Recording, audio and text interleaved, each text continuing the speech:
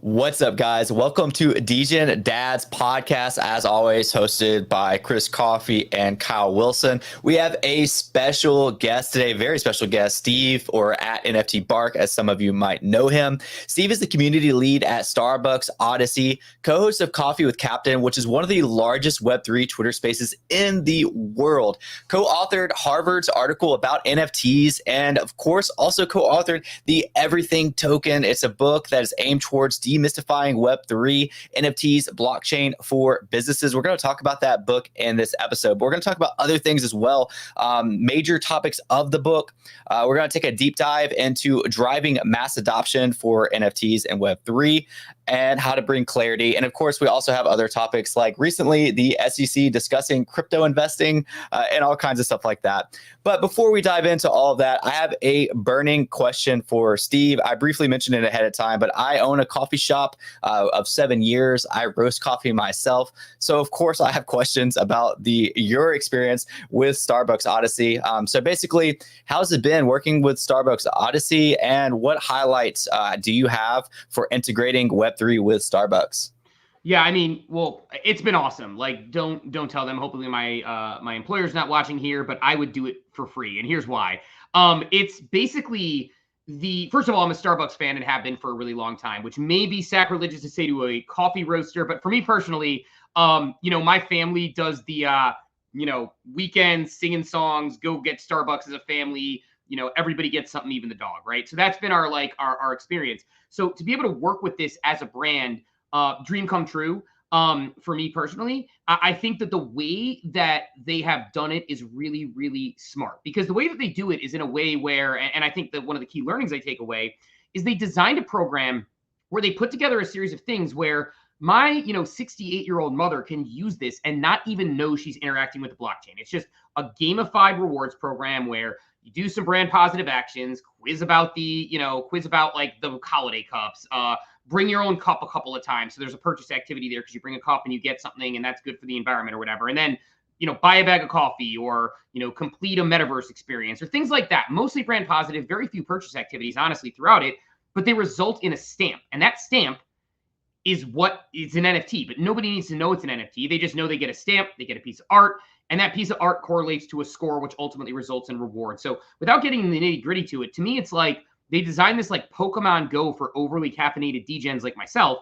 And so I'm able to just go out into the world, do my normal Starbucks activity, maybe add occasional things because I'm a black coffee drinker. So if I have to add a flavored drink here or there, it happens. But what it's done is created this sort of like gamified, sticky set of activities where you have these two sides of it, where it's like, the example I see in the Discord, and what's funny is also seeing the difference between, say, the average consumer, Starbucks fan, person who doesn't really think about this as NFTs and blockchain, and the blockchain native person, because the blockchain native person might say, hey, this, bean to cup stamp, what are you doing to add utility to it? Like, how are you bringing value to holders here?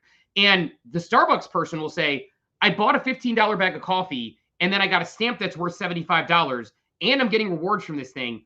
What more do you want them to do? And so you start to see this sort of mass adoption crossover where the average Starbucks fan can see the value in participating in this loyalty program, which is just a fun, gamified interaction with one of their favorite brands, and can actually, find themselves interacting with the blockchain as a better software solution, not just as like, oh, this is a gimmicky thing that's, like a JPEG on the internet type deal. So I really like that and what they're doing. Coffee drink. Speaking of which, we're all sipping a little bit. I got my Sappy Sills mug. Always gotta shout them out. I got that Native American art going on by an artist. Yeah. Yes, see, that's so cool. I love the fact that like people don't have to like overthink that they're interacting with the blockchain, because like as you know, like NFTs just kind of have like that, awkward, like if you mention NFTs, everybody kind of backs away. But kind of as you mentioned, you're already doing this thing that you love doing. You're being loyal, and it's now you just have this like free thing. So like, why complain about that free thing? Kyle and I talk a lot about NFT gaming on this channel as well, and that's kind of how we both view it as well. Is like most gamers aren't ever going to care about NFTs, but if they're playing games they love and they get these assets from playing, then they're going to care about that. So, that's really cool that you were able to do that Starbucks. I remember first seeing Starbucks Odyssey, getting really excited about it, because the thing that people don't understand is, even me as like a coffee snob, I'm wearing a Heart Roaster shirt that I got from Portland, Oregon, didn't even plan this, is that like, I always appreciate Starbucks because you know what Starbucks did? They drove coffee towards mass adoption, even more so than it already was. It normalized going out and spending money on lattes, cold brews, complex stuff. It was a gateway drug into my style of coffee, which is like more third wave coffee. So I even went on my honeymoon to Seattle. I went to the original Starbucks over there. Well, the original one got burnt down, but the one after the one that at Pike Place, the one at Pike Place, yeah, exactly, yeah, that's exactly where we stayed for 2 weeks. And so I've always appreciated Starbucks. It was my gateway drug. I started drinking their cold brew, and I was like, it was the first time like that, like I woke up the next day and was like, I want another one, opposed to like just drinking the black coffee that maybe like my family traditionally made. So yeah, Starbucks driving mass adoption for coffee while we're driving mass adoption for NFTs. I really like that. Kyle, do you have any comments particularly for the Starbucks Odyssey before we move forward? Yeah, I mean, I work for Paul Barron Network, and we talk a lot about the Starbucks Odyssey program, and it's one of, I think, our favorites that we've seen in the space. It just feels like it's done right in terms of loyalty, rewards, and what have you. So kudos to you guys, what you guys are doing over there. Again, I think it's one of the best examples of how to do the loyalty program right. It even interested me. Like, I'm not a big, like, I've had the gold card and all the fun stuff like that in Starbucks. But I'm not like super involved, but like it made me want to get like involved. And I see you guys like did a trip, I think, for some of the like upper, the collectors over there on the platform, which I think is like super cool. It's like, that is literally showcasing what it's all about. To take a fan into maybe a super fan, maybe they're already a super fan, or maybe they already love it, and now it's taking them to an actual IRL like experience. That's like stuff you can't like put a monetary value on, to like, when somebody experiences that, like they're gonna remember that forever. Like, anyways, like I just love what you guys are doing, and I'm shocked we haven't seen more of it in the space. And can we talk about that trip real quick? Like, because I actually just heard about that within like the last like week or two, and I was like, how did I miss this? Steve, can you tell us the like qualifications they needed to be like entered into the trip, and like what the trip was? Yeah, so the way that it worked is because of the loyalty program, and I think they're really smart in the way they're thinking about it. Like I said, I am learning from a world-class loyalty program right now, and world-class loyalty people, which is like invaluable for me on the Web3 side, and in general as like a student of, I like to learn from really smart people. And one of the things about Starbucks that have been discussed a lot is that, so you earn these stamps with these points, but at the end of the year, the points expire, because just like you earn all your Delta rewards, and then when you flip over to the next year, you have your status, and then you earn your status, right? It doesn't like keep going in perpetuity, because that would be impossible. Then just the earliest person gets rewarded, which we've seen be a problem in Web3. Like, we've already seen that, where it's like, well, I have to be early and I've already missed it. And, that doesn't really invite new members. And with, a small percentage of your 33 million loyalty members in this, you need to make sure you're thinking long-term. So points expire at the end of the year. But what they did was they did two things. For everybody who participated, every active participant, and by the way, we found out now with the issuance of the stamps, there were about 58,000 active participants in the program, which is a pretty bananas number when you think about, like, I don't know, what is there, like maybe 3,000 active Bored Apes on the timeline out of like 6,000 holders, right? Or something. But of those 58,000, everyone got a stamp that legged into the following year, meaning your head start, your sort of carryover status was, I got a stamp worth 1,500 points, meaning that goes towards my next benefits I get. Someone else, people at the lower levels got, 1,000, 500, et cetera. So that was one benefit. And anybody who actively participated, they got that, right?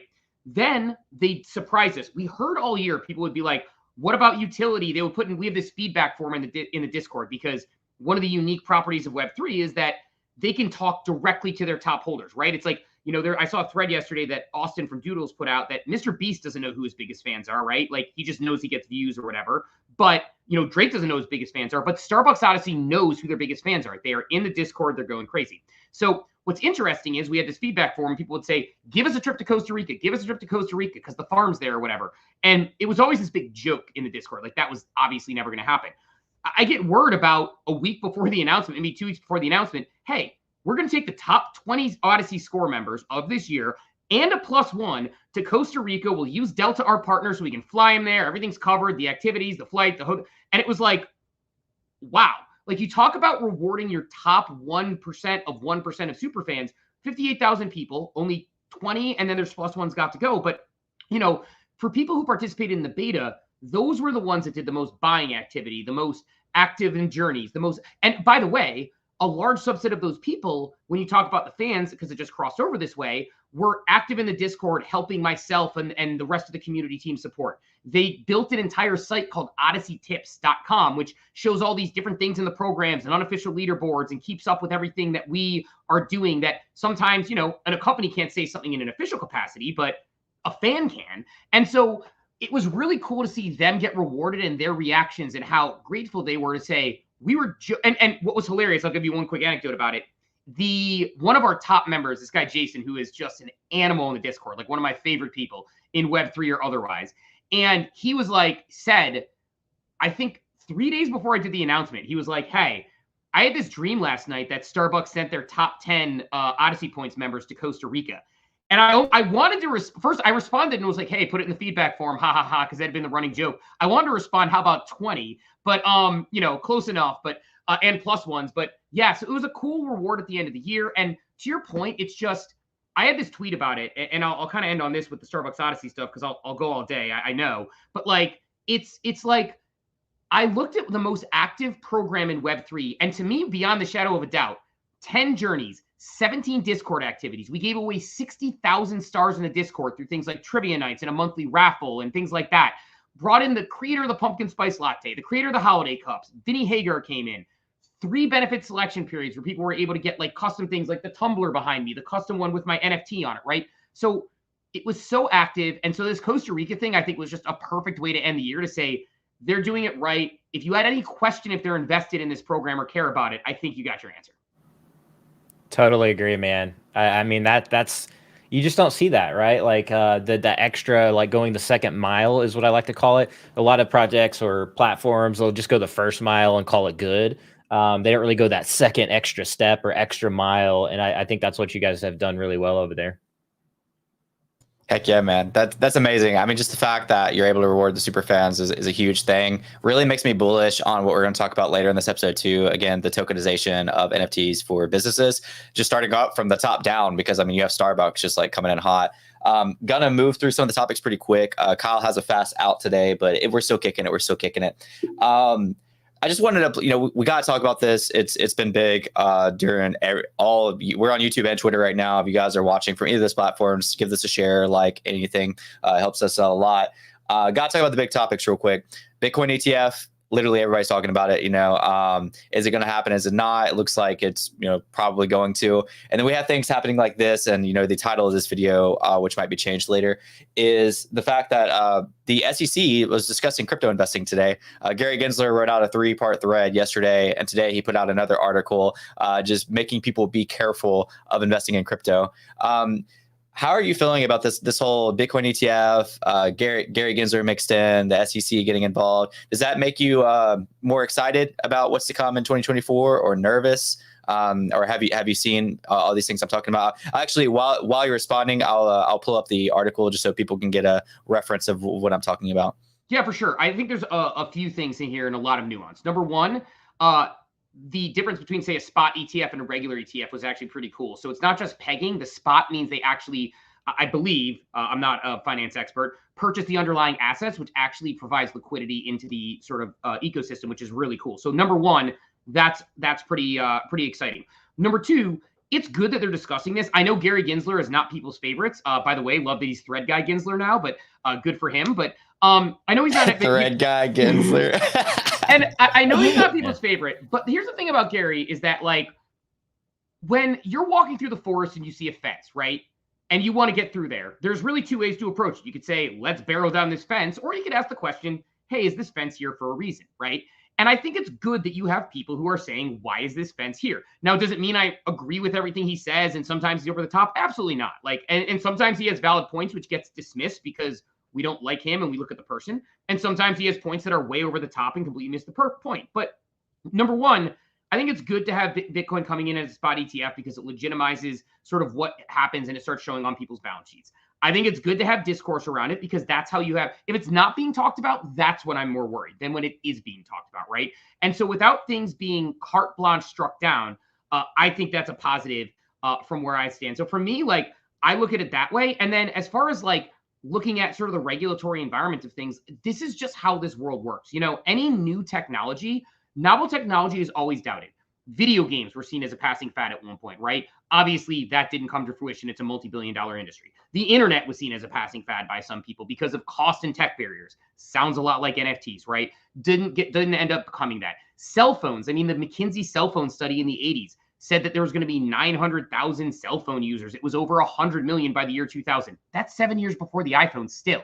And so when you think about that, they missed it because people look at tech the way it is now, not the infrastructure that's going to be built. So this is pretty normal from my perspective. And to me, I'm just following the cycle and playing it all in time. Like my general perspective is the discussion, the fact that it was a discussion in this round of politics going into the next election, the fact that it was sort of like a nugget last time and before that wasn't ever discussed, we are moving in the right direction. And ultimately, people are going to understand it's a better software solution for a lot of things. And it's also its own asset class. And Kevin O'Leary has said he believes this will be the next sector of the S&P 500. And I think it's not out of the question that in 10 years, you buy a basket of crypto in an ETF. Yeah, I totally agree. And then tokenization on the horizon as well. People might be buying like tokenized like assets in the future instead of perhaps maybe stocks, or maybe the tokenization is integrated into possibly the traditional finance sector somehow. So I think it's so early, and totally agree. I mean, I remember when I was in 7th grade and I was talking to adults about my Palm Pilot. I had a Palm Pilot and people were like, "What is that? Why do you need it? Like, why wouldn't you just use paper?" And it's just funny to like, and these were adults I was talking to and they didn't really see the value in it. And I said, this is going to be a phone one day. And this was 7 years before the iPhone came out. And they're like, "No, you're crazy." As a kid, I was like, "No, watch, like this will become a telephone." And it's already a handheld computer. And it's just people, it's so hard for people to grasp in the early days of like concepts and technology where it could go. And I feel like that's so much the case with NFTs, Web3, the entire space as a whole, where we're going. Yeah, I wanted to chime in on two things. I think the fact that the SEC is writing these articles and sharing them is bullish. And I think that's kind of around what Steve was saying, is because like they kind of have to at this point. And they're not saying do not invest in crypto. They're saying that just watch out and don't get wrecked. But basically, to me, that's them accepting the fact that it's right around the corner, not just the Bitcoin ETF, but the fact that people are going to be buying other crypto as well. And also the entire thing, I feel like both of you would appreciate this from a marketing perspective, was very like more PR than it was like regulation, because it was like, check out our article on red flags, check out our article on investing. And so it was kind of like they almost used the whole like crypto thing to like redirect to other articles. So it was very much like a marketing funnel for them, opposed to like a very hard take on crypto. So I think it was bullish. Speaking of bullish, I'm going to pull up this post just for fun. I saw it this morning. Unfortunately, I think it's going to show my vote. But I have to ask you, being you asked everybody else, Steve, what do you think is going to happen first? BTC to 100,000, ETH to 5,000, or Solana to 225? By the way, can we talk about how incredible it is that it is almost a dead heat on those numbers right there? And it's like, right. So bullish. Here's the thing. Obviously, not financial advice, never financial advice. I'm terrible at this, but I will do my best to kind of give my thoughts on it. My general feeling is Solana, because when you look at the actual market cap size, and the person below there kind of nails it, the market cap has a little bit more room to potentially run in order to get to that 2x. And I also think when you just look at it from a macro step out perspective, it's like, Bitcoin, I think even if the spot ETF gets approved and they start running on that, does it run to 100,000, or do rich people make money shorting it, right? And then is that a point, because like, is there a world where it runs to like some, and I'm not a chart person, but the chart people will be like, okay, it's going to run to like 75, 80, whatever that number they say it's going to be. Is that the point when the shorts come in and there becomes either A, a short squeeze and we see another GameStop, or B, it's fulfilling and it kind of drops back down a little bit? I think 100K is a big number. I also think 100K is a number that a lot of people have in their head as their sale number. Like I also hear people a lot of times saying Bitcoin to 100K, like as if that's like this price target. So I could see that resistance hitting where people hit it. And again, not an expert on this stuff by any means. My instinct tells me, because I'm leaning in, I feel Solana like now that I've used Solana more often, it's hard to pay $25 just to do business on ETH. I don't want to tell you how much I've paid in gas over the years, but like when I pay a fraction of a cent to do something and ETH is like I'm paying $25 to do business at a time sometimes, it's like it is hard. So to me, that's bullish for the chain activity, and that's bullish for sort of people activating on it. And ETH was a lot of driven by, you know, the activity, the price action, and the action of actual building on the software of NFTs on the blockchain. Yeah, I was excited the fact that Starbucks came in with Polygon because that kind of showed that they had good direction. Another thing, I know we're kind of past the Starbucks conversation, but another thing that I was personally excited about is it seems like some Web 2, and honestly, we could really transition to the book at this point, Your Everything Token, that talks about tokenization in businesses. One of the mistakes I see businesses doing when they get into Web 3 is they get the wrong advisors. They basically step in and then they pick like whoever has like Web3 advisor in their bio, which is usually somebody who's just not in tune with culture or how any of this actually works.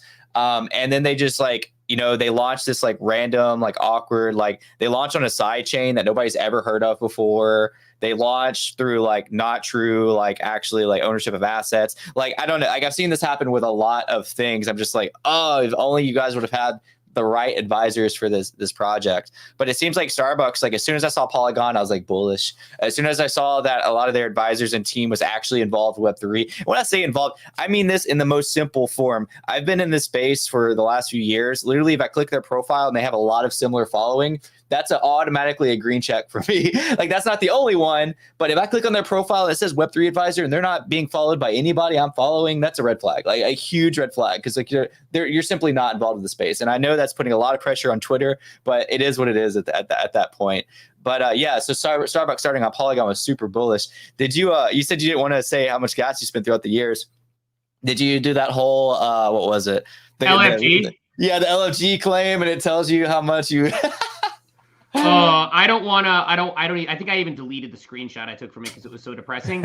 I got a decent sized LFG drop, and I'm actually, because it was decent, but not like big enough that I want to cash. It wasn't like my friends who got like the max, my friends who were cashing out like $800 on it. It wasn't me. That wasn't that high, but I think I had like I don't know, 100, $200 or something of LFG, which is a lot of LFG when you look at the gas bet. I don't remember what the numbers were. I just staked it all on Orca in the pool because they said you're going to get a second airdrop. And I'm like, whatever, YOLO. If like we have a bull run, maybe this LFG coin, which has meme ability, runs a little bit and I'm staking it and I get more. But, and I'm like, I think I'm like 2x on my staking so far, which is good. And so I could pull out at any time at that point, but I'll probably just ride it to zero like I always do and round trip it.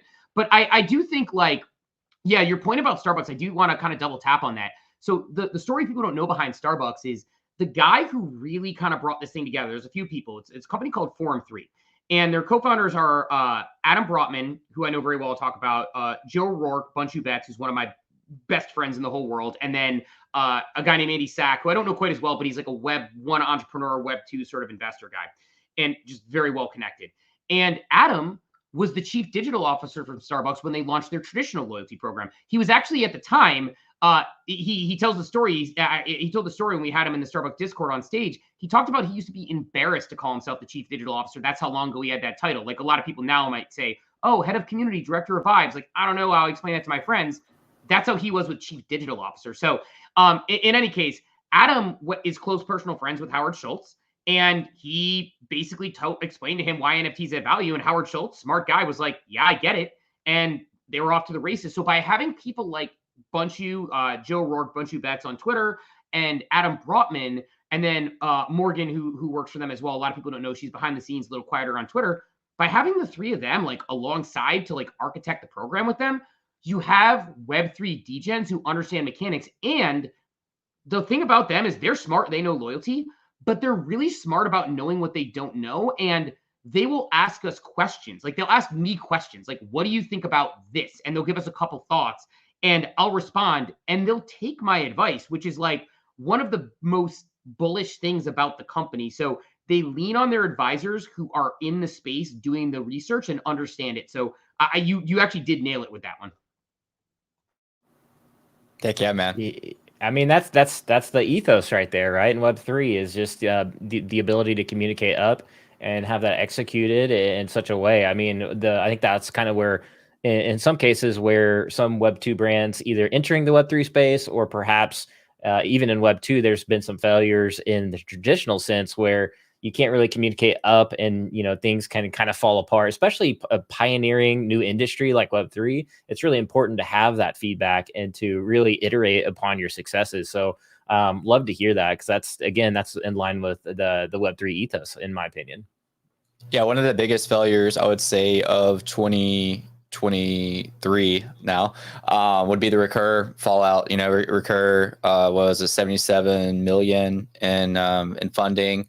I think that was around the number, but 50, basically, yeah, it was like 40, 50 or something. It was a lot. Well, including their drop, The of the original, 70, however many thousand passes. But at the end of the day, it just looked like top-down leadership was poor, and so if there's no communication there's no advisors and everything like that. Then I'm not saying that's the only reason they collapsed, but I've read a lot on that, and it looks like that was a major part of it. So. Yeah, man. So I have to ask Steve, we're going to go on to the book now. Kyle and I just reset the room a little bit. Kyle and I both purchased the book. We pre-ordered it. It's the Everything Token. It's coming out later in January. Really focuses on driving Web3 mass adoption, tokenization of businesses, which is what we've been talking about. Let's just ask the main question. What is going to drive, sorry, my camera messed up a little. What is going to drive mass adoption for this market for Web3, according to your book? Obviously what you're willing to share, no major spoilers for the book. Yeah, I hope things like my book help drive mass adoption. So to me, we use this term mass adoption, and I think a lot of people need to define what they mean by that, because I think a lot of people think of mass adoption as someone coming to buy my ETH bags, and I don't look at it that way. To me, mass adoption is people using this technology in a way that creates aligned incentive structures for both consumers and businesses. And Web3 is one of the first technologies we've seen in a very long time that allows you to create those aligned incentive structures. So to me, mass adoption comes from both companies like Starbucks, as well as, people like, when Reddit did the Redditars and you saw people using an NFT without knowing they were using NFT. And it'll also come from people who are interested in the self-custody option. But I think the majority of people who are coming in, it's going to be, real world assets. And it's funny, it's so many different things. And it's one of the reasons why the book is titled the way it's titled. Is our editor we were coming up with titles, and they're like, well, what is the thing NFTs are solving for? How do NFTs improve the world?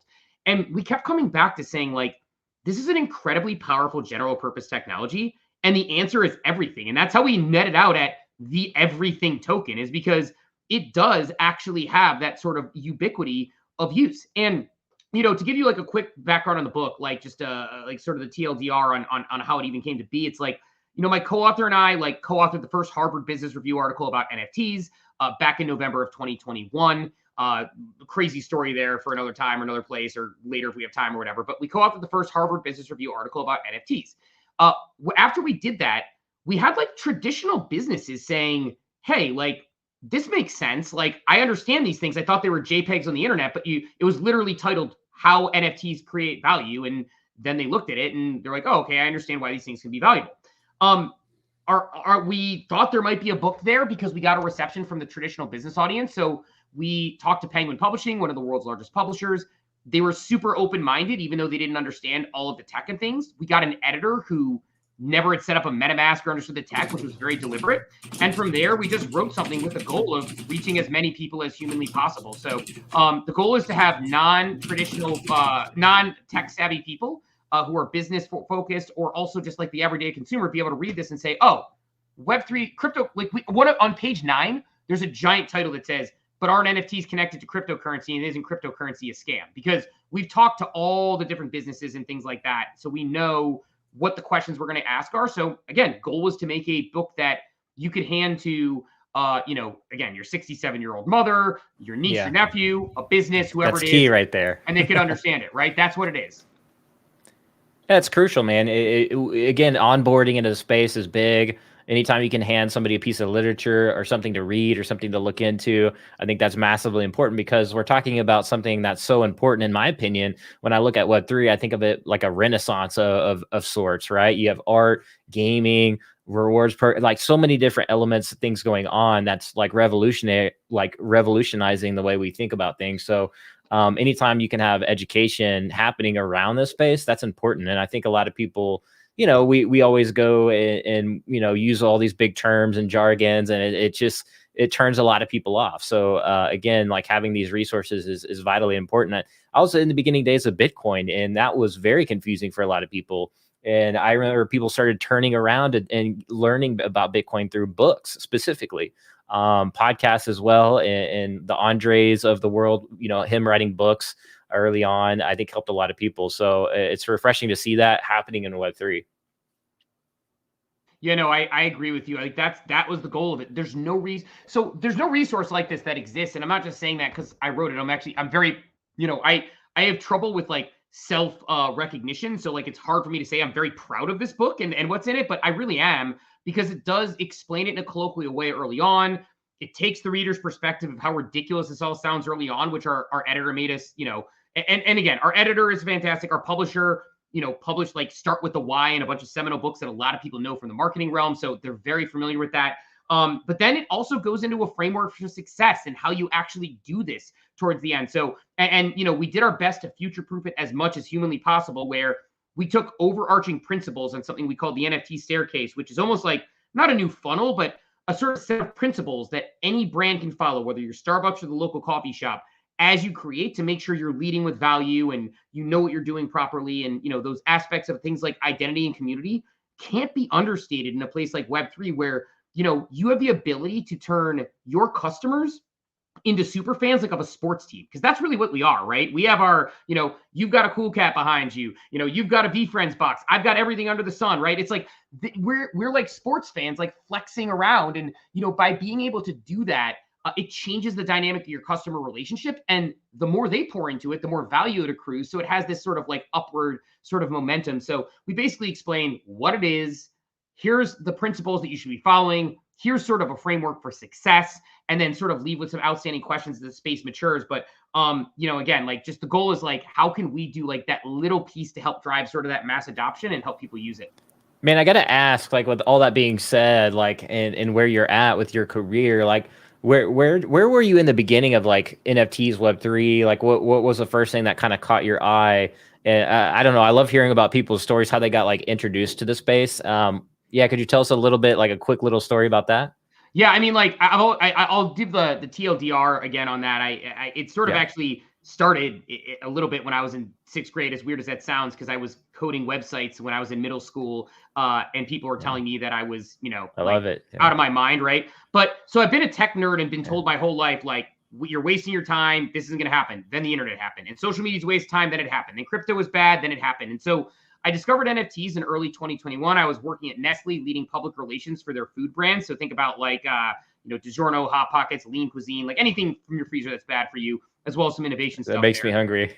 Oh yeah. Good stuff. Love Hot Pockets. DiGiorno, I'm a big DiGiorno guy, but no, I was leading some PR there, and I found Top Shot, like a lot of people, and I learned about it. And when I saw Top Shot and found what an NFT was and read about what an NFT was, in 2018, I was whiteboarding for my team at Progressive. I was leading a department at the time, Progressive Insurance. I was whiteboarding why Ethereum was better than Bitcoin, which obviously I'm not trying to get into that debate, but I was like, you can build businesses on this thing.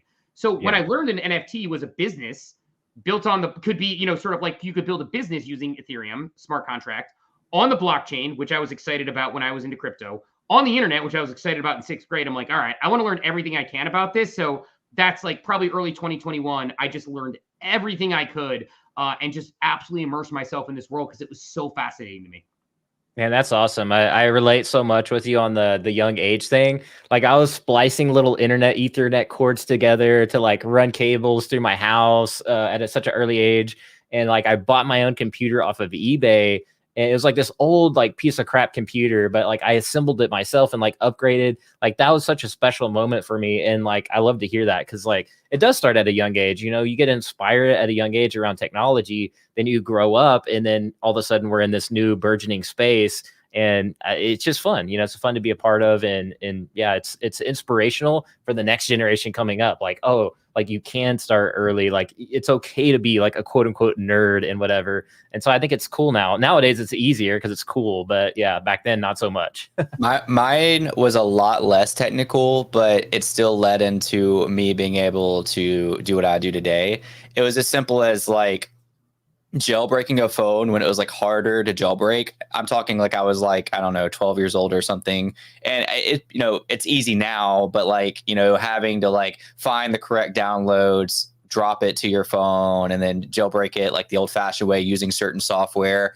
And then even being able to, once the internet was really getting bigger, being able to do things using like tutorials or step-by-steps and actually like finish them, whether that was as simple as getting LimeWire songs to my like flip phone or to my slide phone, or whether that was like solving a Rubik's Cube. It's like what seemed like smaller as a kid, growing up, it's like led to things like when I approach airdrop farming, it's like, it's some people might like sigh and be like, oh, that's a headache. But it's like, since a kid, I was like, I use the internet to figure stuff out. So why can I not figure this out? Or setting up a DeFi wallet. It's like, well, now it's easy. But like those things that kind of seem scary at first, it's kind of like, well, I don't have that fear anymore of not being able to overcome this because the internet era allowed me to like the confidence to like, I can do everything within reason, as long as I have the time for it. So that's kind of what prepared me for this tech.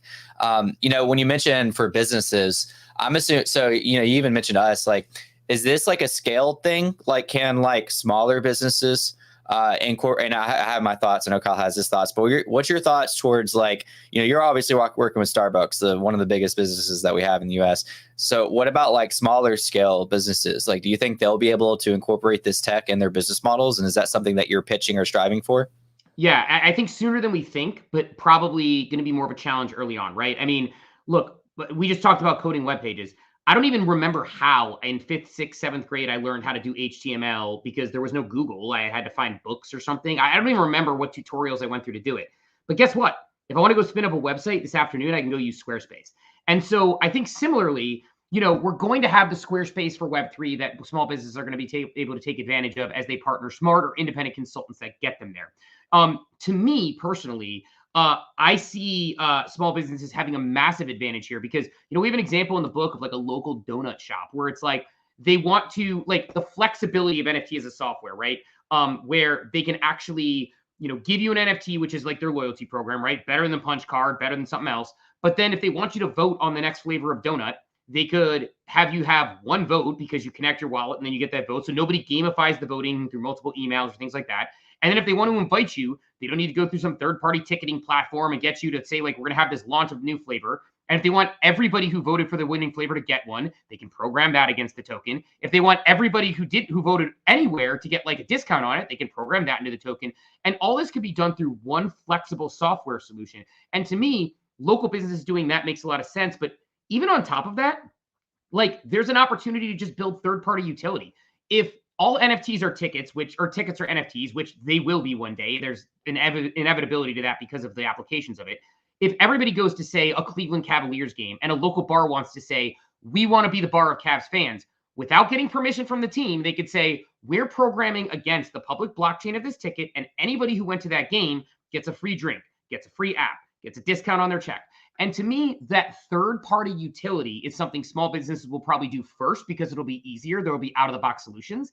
And then as things like Squarespace develop for small businesses, just like small businesses didn't have websites, some of them went Facebook pages even early on. Like even in 2006, 2007, they were going Facebook over website because of the difficulty of it and maintaining it. Now it's super easy to have everything. So I think we'll get there, but I think it's going to be third-party utility, consultants, and then ultimately sort of that build out as the tech builds. Steve, you're getting me excited because, like, again, local business. I roast coffee for my local breweries. They both have stouts that I roast the coffee for, and I roast for a couple of other companies. So there's so many possibilities of collaboration there with that. So I don't know, that's super exciting as a business owner. As somebody, I'm still like, I consider myself like, I'm like, I have lanes that like I feel like I'm gonna go, but I'm still not there yet with like how am I going to tokenize my coffee roasting in business. I also have a lot of distractions right now from that, but it's something I'm constantly on the back of my mind because I want to. It's almost hypocrisy to talk about NFTs and businesses and a corporation, but not do it myself. So at the end of the day, that's eventually my goal. Tokenizing my roast, tokenizing my business. When I say tokenizing, I don't want to get that confused with like token gating.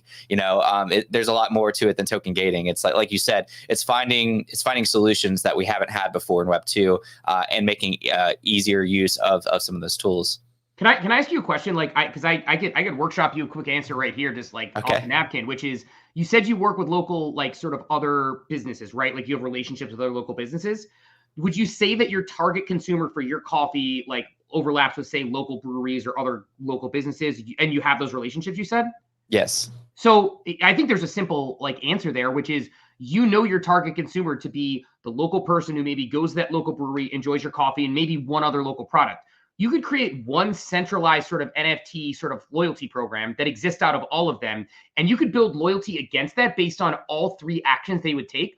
You could even gamify it where it's like, this week, if you buy this roast, this beer, and this food, you get this badge, which gets you this. And you could find ways to gamify the loyalty program with obviously the proper regulations and things to create a gamified system that not only drives more sales, but rewards your actual holders. And by the way, then you have multiple businesses to pool money against it to say, hey, we want to throw a big party where we do this thing. And you can actually get sponsors to pay for it because they want your consumers, because you could find someone who says, your target consumer is our target consumer. So the local insurance agent wants to sponsor your event. So by token gating it, you have the token that could create that thing where it's like, hey, your account, which is tied to this, now has to do these 4 things, gets this sort of like piece of utility, which is sort of this NFT. That NFT, besides being an OG flex in the blockchain that you were here before it was cool, also correlates to XYZ rewards. And everybody who has this is going to get this, and everybody gets a free drink who does this. So you could sort of do this, sort of combine your powers and actually work with the local businesses and have it both be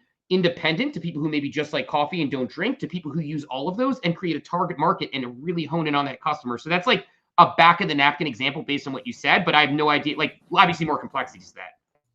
No, Yeah, I there's a love lot it. of opportunity in that too. And that, like, you could literally go to those businesses and collab together, or offer it as a service. So I think we'll see a lot of entrepreneurial startups around this specific industry. Software as a service or whatever, right? We've seen it with kind of like, especially like the pandemic. It created like unique opportunities for agencies to go in and say, hey, we'll provide these QR codes and we'll do this loyalty program. So that way it's more like hands-free, it's hands-off, and you don't have to be so, direct contact and blah, blah, blah. So I think in this case, like, we could see a lot of opportunity as well. I mean, we're already seeing it, right? We've seen startups in the space, loyalty rewards program, but I think we'll see more of it as we move forward, especially as people like have these aha moments of like what can be. And that's why I like to say, like, again, not to like give too many kudos here, but like Starbucks Odyssey is doing so well. It's like, why isn't everybody just doing this? Like, it's working so well. Like, I think this is a good example of like what companies should be doing. So that's just my kind of 2 thoughts on it. I have a partial answer, which I know what you're talking about, Kyle. I agree. They're setting the standard, and it's like for big businesses, it's like, why aren't you doing this? From a smaller business perspective, it's a lot like having like a smaller channel. It's like the bigger channels have like thumbnail designers, they have video editors, they have like a side team for marketing and strategy, Coders and devs. Yeah. And that's how it feels like coffee shop too. Like, Steve's telling me all this stuff and it's like super exciting, but it's like just one me. And so it would be cool, and I know this is going to be possible, and I think both of you mentioned it, to have the angle of like a business that does this for people, and then just takes through a contract, a smart contract, just takes a percentage of any sales you make off of that. I would accept it. Like, take my profit margin. I don't care if you're doing the work to set this in motion for me.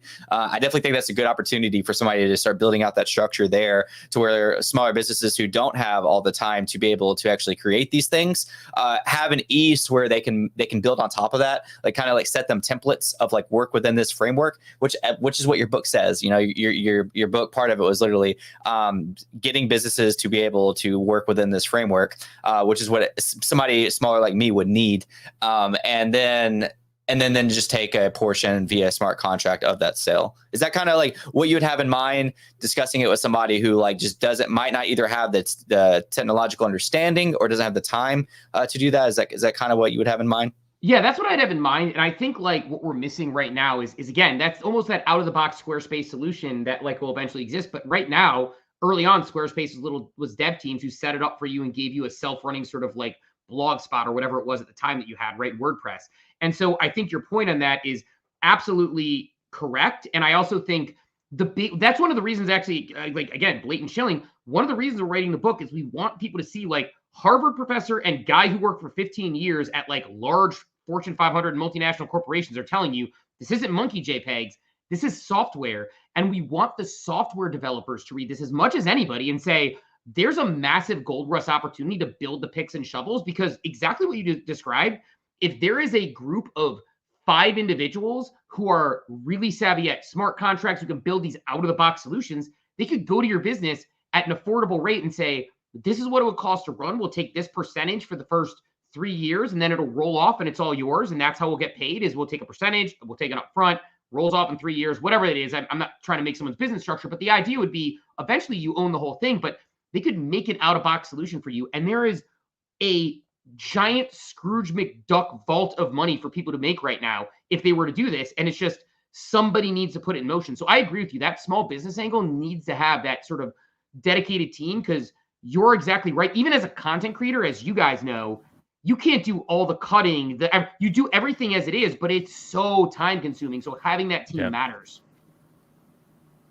Yeah, I was actually going to ask you, we could come back to the book before we wrap up. You run one of the largest Twitter spaces out there, Coffee with Captain, and that's awesome, man. Well, what got you into that? So I always do research. Yeah, we didn't hype Steve up enough. Didn't you write like a first article, like NFT article for Harvard? Like, I mean, he did. That's freaking big. That's huge. Yeah, it's huge, man. You did? Okay, I was like, that's massive. So. Absolutely. He wrote his own book, running one of the largest spaces, Bored Ape holder. So one of the things I like about you, Steve, is like Bored Ape holder is a side note. It's like, it's almost distasteful when somebody like tries to add credibility to their name just because they have a Bored Ape. But for you, it's like you have all these accomplishments and you have a Bored Ape. And that's what I like. But yeah, you run one of the biggest Twitter spaces out there, man. I did some digging like I do on all of our guests. In like 2021, you were like, hey, what would you guys, you're asking your Twitter audience, like, what would you guys think if I started a show, like a consistent show or whatever? That was in 2021, man. And here you are in 2024 running one of the biggest shows out there. What was the thought, inspiration, content, anything you want to say regarding the launch of that show, the success of the show and where you're at now? Yeah, so a couple of things on that. I mean, like on the show itself, it's like, I actually can't take credit for that. My co-host Captain gets all the credit. Captain Zwingli, Chris Jordan. So he wanted to do a show in the morning before he got into work in the morning, where it would just go from like 8 to 9, called Coffee with Captain, because his Twitter handle is Captain, because he wanted an excuse to get up to date on all the news of the day. So he wakes up, he's friggin' crazy, man. He wakes up at like, if he wakes up at 4 a.m., he just gets up and stays up, goes to the gym, does this whole thing. He's an animal. He does all like the Andrew Huberman biohacking, doesn't drink, like brilliant guy, right? And so he wanted to do this thing where by 8 a.m. he's been up for hours, he's ready to go, he's done his research, he does the show. Well, like he started doing it, and I was still working for Nestle at the time even, and I would just show up in the morning and kind of like pay attention to my day job, but also show up and be on the space. And a couple times I went up to talk, and then a couple times he would toss me the co-host. And I was like a feral cat that he kept feeding and eventually came indoors, where I was like, we never actually officially made me the co-host. I don't think at any point. It just became a thing where I started showing up every day, and he just kept putting me as co-host, and we kept running the space. And, I think for us, the idea is what we thought the space was missing was a place for people to get their news, discuss the topics they want to discuss, and disagree without being disagreeable. Because I think a lot of Twitter spaces, people call names, they yell, they have hot takes. And I don't have a problem with entertainment or anything like that, but that's just not me. It's never been me. I'm very much somebody who tries to be rational, reasonable, empathetic. The biggest compliment we get on that space is people come up to disagree with us who have never spoken before, who say, I listen every day, I disagree with you heavily, and I've decided to come up and talk today because I disagree, because they know we'll listen to their point and repeat it back. So for us, it was like creating a safe space. Speaking of which, what's your least favorite coffee at Starbucks versus your favorite coffee at Starbucks? I'm a Pike Place guy, so I'll just like drink black coffee all day. Give me a black Pike. I'll call good coffee tasters know you slurp it, you get sort of the back end. So yeah, that's and anything too flavored and too sweet kills me. Same, yeah. Pikes and House Blend are my top two.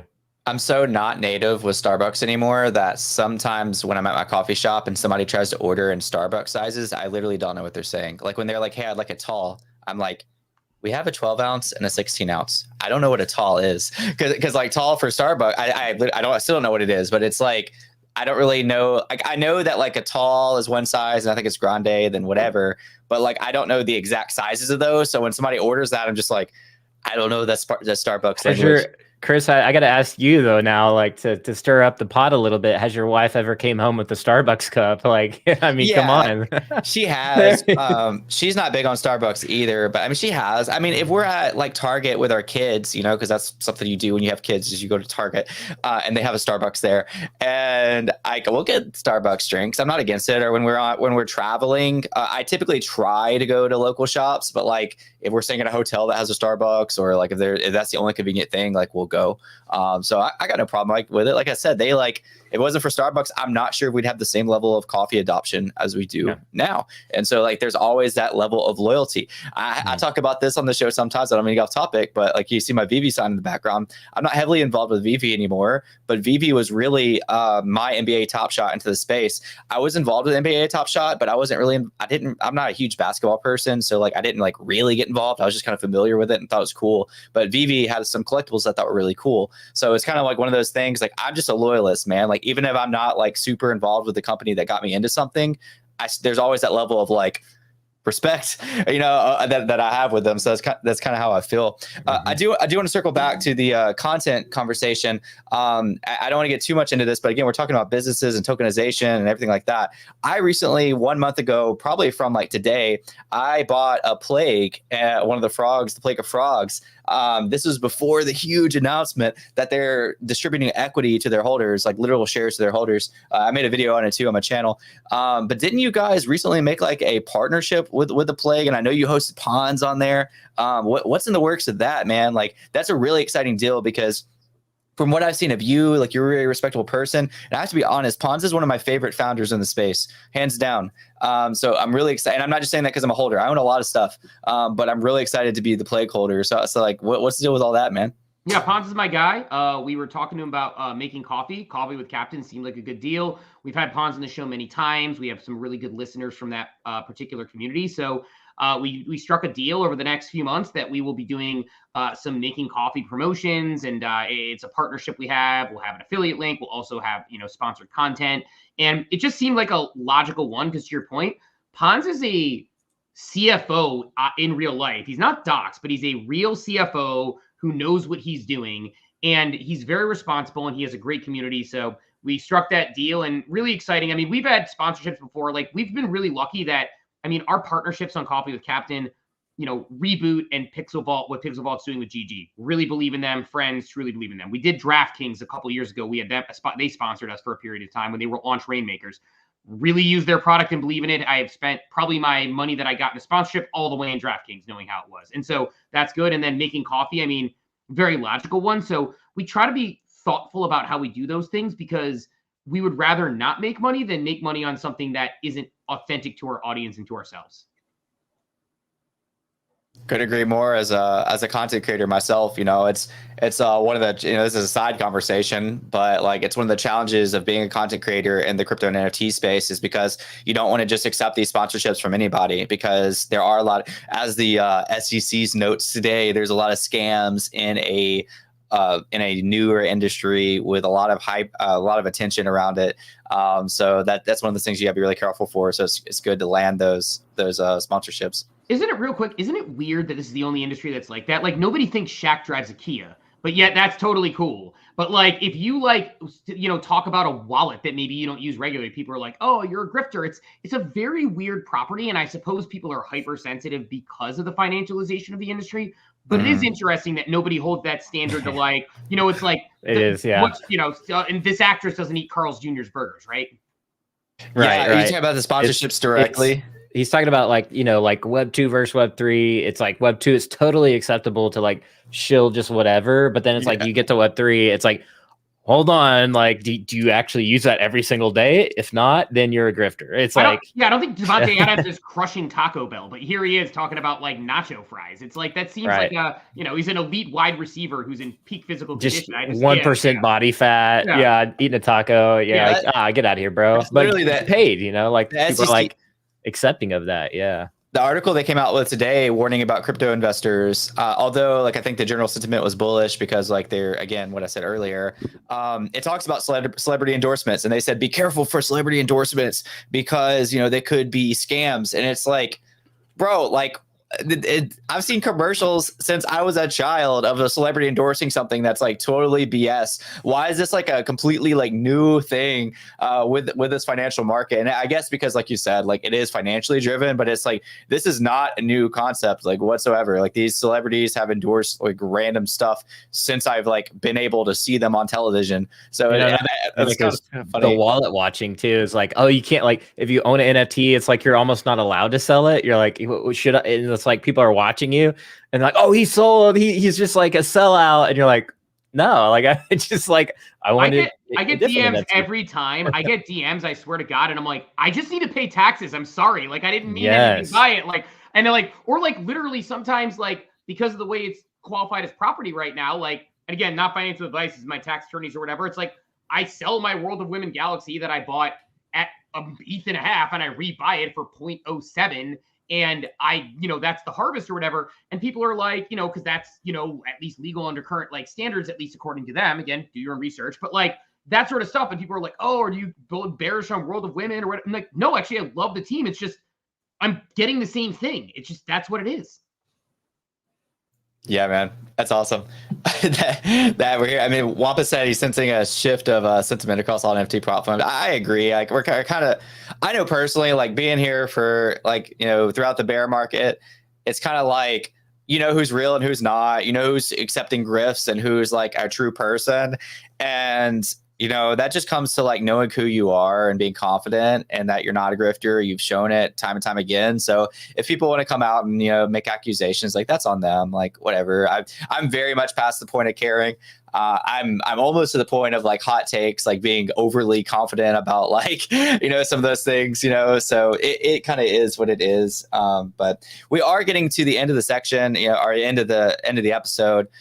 Steve, I want to thank you so much for taking the time to come on our podcast today. You've been an amazing guest. I do want to give you just like one more time, shield as hard as you can.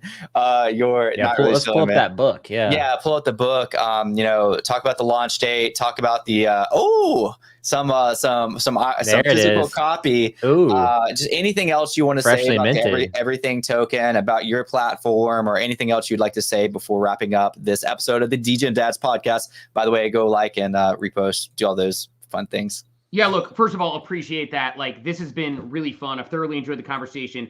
Before I plug the book, the digression I noticed, we mentioned the facial hair thing here before we were talking. Trifecta. So Chris, Kyle, me, it's like Chris full beard, Kyle mustache, me clean shaven. I also noted if you go the other direction, you have Chris full hair, mine kind of shorter, and then Kyle on the side, all dark. So we actually have the same hair progression the other way. Besides that, see, look at that up close. You can see the hair and the facial hair progression. I don't know why I noticed that. I had to point it out, or my ADHD would have killed me. But look, on the book, the Everything Token is like one of the most important things I've ever done professionally. Maybe the most important thing. It's something that I think is truly important for driving mass adoption. If I gave at any point in my life $29 worth of value, please go and buy the book, right? It's like, it's 0.011 ETH at current prices, basically, if you look at from an ETH equivalent price perspective. And the thing about this book, it's my pinned tweet on my profile, you can see it on the screen here, is this helps drive mass adoption. People say they want to drive mass adoption. This is putting your money where your mouth is, where for a $30 purchase, you help get it on bestseller books. I had a friend who had showed up, who's not in Web3, it showed up in their suggested books to buy on Amazon from like an email perspective. So like the more this thing sells, the more it shows up for people. And I'm not doing this because I'm making money. The money's all made on the advance. Like that's how it happens. I don't make money based on selling more books right now. It's just, I want to drive the ideas forward in order to help drive through mass adoption. So my ask is that if people, number one, please go to my pin tweet, $30, buy that book, grab the audiobook, however you want to consume it. It's all available. Number two, if you buy it, please tweet me so I can thank you personally, because I would love to thank every single person who buys this book. Means the world to me. And yeah, help drive mass adoption. Buy two, give one to a friend or someone who doesn't understand it, a boss, a family member. You can tell them. And look, last thing I'll say on it, and if you don't believe me, if they don't believe you, on the back of the book, like we have our sort of quote section on the back of the book of the people who wrote endorsements. We have Gary Vaynerchuk. We have Chris Dixon, who is the co-founder of A16Z. We have two Nobel Prize winners. We have the former chief marketing officer of Progressive, and Adam Brotman, the guy I mentioned, who is a former chief digital officer of Starbucks, all saying this book actually talks correct, like Nobel Prize winners telling you that this works. So buy the book, give it to friends and family. I promise you, you won't be disappointed. Let me know what you think. Yeah, buy the book and tweet at me. Always be learning. I got mine on Audible. Is it you narrating, or you have like a narrator for that, or what's that look like? Me and my co-author, we had to audition for it, and then they listened to it. They're like, "Oh, you guys know how to talk." Okay, so me and my co-author, I had to slow down because I speak at an auctioneer's pace, but we, me and my co-author both got to narrate it. We got to split it, so that was really special. I love that. I'm big on Audible, and sometimes I'll do like Audible and book, just like the old school way when you're a kid. The comprehension is like so much better sometimes in that case. I think they say like if you read a book, you only get like 10%. So I typically, rule of thumb, try to read a book like 3 times to like comprehend more of it. Or I'll do Audible where I just listen to it a few times. But yeah, it's on Audible, Amazon. Man, I'm super pumped actually about this book. It's written by a lot of smart people. That's all I know. Anytime smarter people write about things, I like to read them. So yeah.